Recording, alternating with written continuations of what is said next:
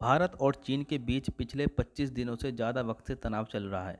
इस तनाव के बीच चीनी सेना लगातार पूर्वी लद्दाख की सीमा में अपनी ताकत बढ़ाने में जुटी है। पिछले कुछ दिनों में चीन की सेना ने यहां तोपें और हथियारों का बड़ा जखीरा जमा किया है। हालांकि भारत भी इस पर दो हाथ के मूड में दिख रहा है। भारत ने भी ड्रैगन को जवाब देने के लिए अपनी पूरी तैयारी कर ली और लद्दाख की वास्तविक नियंत्रण रेखा LAC सीमा पर भारतीय सेना ने भी अपनी तोपों के मुंह चीनी सैनिकों की तरफ कर दिए हैं। साथ ही बड़ी मात्रा में हथियार भी पहुंचा दिए हैं। चाइना अपनी हरकतों से बाज नहीं आ रहा है। भारत के अभिन्न हिस्से लद्दाख की वास्तविक नियंत्रण रेखा में लगातार घुसपैठ की कोशिश में जुटा है।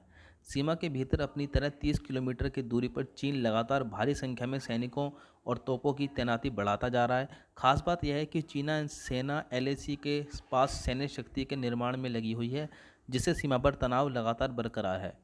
लद्दाख सीमा पर भारत और चीन के बीच चल रहे विवाद को दोनों ओर से बातचीत से जरिए सुलझाने की कोशिश के बीच ही ड्रैगन ने एक बार फिर हिमाकत की है।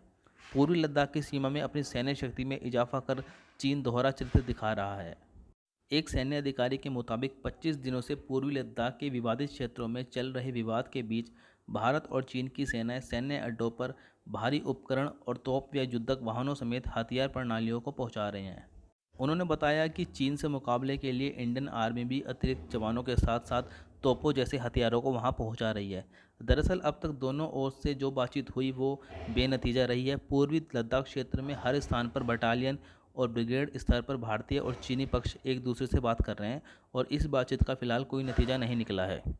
चीन इस बातचीत को कितनी गंभीरता से ले रहा है ये अब तक साफ नहीं हो पाया है, क्योंकि एक तरफ चीन बातचीत के जरिए मुद्दे को सुलझाने का नाटक कर रहा है तो दूसरी तरफ भारतीय सीमा में घुसपैठ के लिए अपने सैन्य शक्ति को लगातार मजबूती दे रहा है।